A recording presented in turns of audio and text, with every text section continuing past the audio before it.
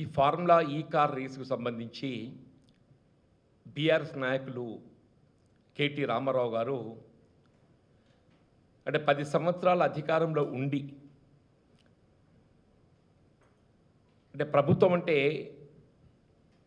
ఒక మంత్రిగా అనుభవం లేక కాదు, అంటే ప్రభుత్వం అంటే ప్రజాస్వామ్యయుతంగా ఎంపికై రాజ్యాంగ నిబంధనలకు అనుగుణంగా పనిచేయవలసినటువంటి ఒక ప్రభుత్వం.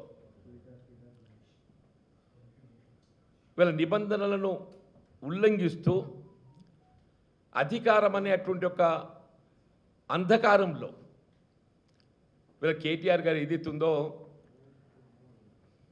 ప్రభుత్వ ధనాన్ని దుర్వినియోగం చేయటమే కాకుండా దాన్ని సమర్థించుకునే ప్రయత్నం చూస్తుంటే ఇంకా ఆశ్చర్యం కలుగుతుందని చెప్పి అంటున్నాను. ఇప్పుడు ఒకవైపు ఏదైతుందో ప్రొసీజరల్ ఇర్రెగ్యులారిటీ అనేది మనకు క్లియర్గా ఎస్టాబ్లిష్ అయిపోయింది. వీళ్ళ కేటీ రామారావు గారిపై ఏదైతే ఏసీబీ విచారణ చేయడం జరుగుతుందో ఇది ప్రభుత్వం ఏదైతుందో తనంత తానుగానే కాకుండా గవర్నర్ గారి అనుమతితో చేస్తుంది. ఇక్కడ మనం గమనించాల్సింది ఏదైతుందో గవర్నర్ గారి అనుమతితో వీళ్ళు విచారణ చేయడం జరుగుతుందని చెప్పంటే there is a prima facie case. Governor గారు సాధారణంగా అనుమతి unless there is prima facie case ఇవ్వడం జరగదు. ఇక్కడ ప్రభుత్వం ఏదైతుందో గవర్నర్ గారి ముందస్తు అనుమతి పొందటం, గవర్నర్ గారు కూడా న్యాయ కోవిధుల సలహాలు తీసుకొని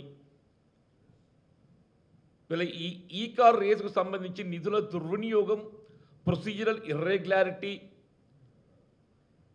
ఈ ఫారిన్ ఎక్స్చేంజ్ రెగ్యులేషన్ యాక్ట్ ఏదైతుందో ఉల్లంఘన, ఇవన్నీ కూడా మనకు కొట్టొచ్చినట్టు కనబడుతున్నాయి. మరి ఇంత అధికార దుర్వినియోగంతో ఏదైతే నిధులు మళ్లింపు చేయడం జరిగిందో మరి ఆ నిధులు ఎక్కడ పోయినాయి, where that amount is diverted, ఆ అమౌంట్ ఎక్కడికి పోయింది అనేది విచారణ చేపట్టాలి. వాస్తవాలు వెలికి రావాలంటే అన్లెస్ దాన్ని ఒక ఇన్వెస్టిగేటింగ్ ఏజెన్సీతో విచారణ చేపిస్తేనే కానీ వాస్తవాలు వెలికి రావు. కాబట్టి ఇది ఇటీవల యాంటీ కరప్షన్ బ్యూరో ఏసీబీతో ఇది ఇస్తుందో విచారణ చేయడానికి రాష్ట్ర ప్రభుత్వం గవర్నర్ గారు అనుమతి పొంది చేయడం జరుగుతుందని చెప్పండి. దాన్ని ఇది ఇస్తుందో వీళ్ళ కేటీ రామారావు గారు ఆయన అప్పటిదప్పుడే నేను దేనికైనా సిద్ధం, ఏ విచారణకైనా సిద్ధం, మరి ఏ విచారణకైనా సిద్ధం అని చెప్పి ఒకవైపు నువ్వే పేర్కొంటూ విచారణను అడ్డుకోవడానికి ఎందుకు ప్రయత్నం చేస్తున్నావు? ఏ విచారణకైనా సిద్ధం అని చెప్పని ఎప్పుడైతే నువ్వు పేర్కొంటున్నావో వీళ్ళ విచారణతో వాస్తవాలు వెలికి వస్తే నువ్వు నిజంగా తప్పు చేయకుంటే నీ నిర్దోషితో రుజువవుతుంది. నువ్వు తప్పు చేయకుంటే నీ నిర్దోషితో రుజువవుతుంది. నీకు ఒక అవకాశం నీకే అవకాశం లభిస్తుంది నువ్వు తప్పు చేయకుంటే. మరి అవకాశాన్ని నువ్వు వినియోగించుకోకుండా విచారణ అడ్డుకునే ప్రయత్నం చేయటం, అది నీ తప్పును ఎత్తి చూపడమే కాకుండా నీ దోషి నువ్వు ఏదైతే నిధుల దుర్వినియోగం అనేది మనకు ఎస్టాబ్లిష్ కనబడుతుంది. ఆ నిధుల దుర్వినియోగం అవి ఎక్కడ మళ్ళీ అందులో నీ స్వప్రయోజనం ఏంటి కూడా వెలికి రావాలి. దాని గురించి విచారణ. వీళ్ళ రామారావు గారు ఏదైతుందో సహనం కోల్పోవటం, నువ్వు 10 సంవత్సరాల మంత్రి చేసేటివి ఎంత ఓపికగా ఎంత సహనం కలిగి ఉండాలనే. లొట్టపీసు కేసు, లొట్టపీసు ముఖ్యమంత్రి, ఇదేనా నేను భాష సంస్కృతి? నువ్వు విదేశాల్లో విద్యను అభ్యసించిన చెప్పానంటావు.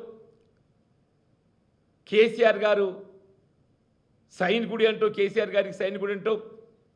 వీళ్ళు కేసీఆర్ గారితో నీకు లభించిన యొక్క సంస్కృతి సాంప్రదాయం ఇదేనా అని చెప్పి అడుగుతున్నాను. కేసీఆర్ గారు నీకు నేర్పించినటువంటి సంస్కృతి సాంప్రదాయం ఇదేనా అని చెప్పి అడుగుతున్నాం మేమని చెప్పంటాడు.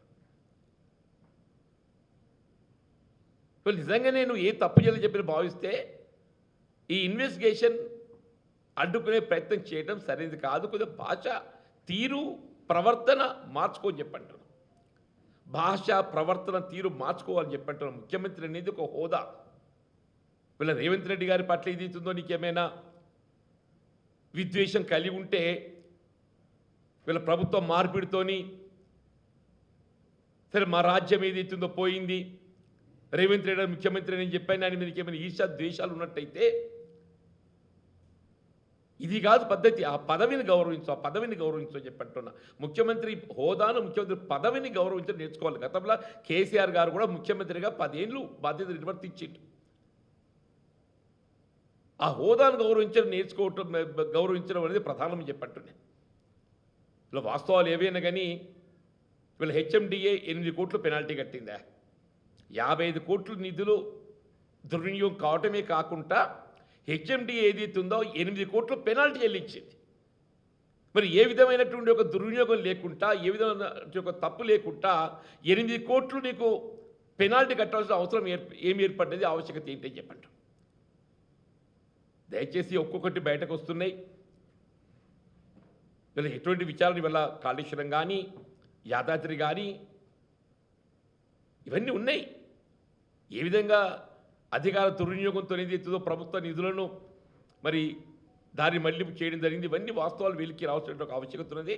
కాస్త సహనంతో, ఓపికతోని మెదలాలని చెప్పని సూచిస్తున్నాం. వాస్తవాలు ఏదైతుందో భాషతోని ఏదో రెచ్చగొట్టడంతో ఏదైతుందో వాస్తవాలను కప్పిపుచ్చుతాం అని చెప్పని కూడా సాధ్యమేది కాదు. వాస్తవాలు తప్పకుండా ప్రజల దృష్టికి వస్తే ఇంకా రావాల్సినవి కూడా చాలా ఉన్నాయి. అవి వాస్తవాలు ఇంకా వెలికి తీయడానికి వరకే వాళ్ళు ఈ విచారణ. దయచేసి ఈ అసందర్భ ప్రేలాపనలు మానుకో. కొంత భాషా సంస్కృతితో ఏదైతుందో మాట్లాడటం నేర్చుకున్న ఆయన. నువ్వు విదేశాలు విద్యను అభ్యసించిన వాడు కాబట్టి ఏదైతుందో కొంత భాషా సంస్కృతి నేర్చుకోని చెప్పంటున్నాను. సంస్కృతి సాంప్రదాయాలు కూడా ప్రధానమని చెప్పంటున్నాను.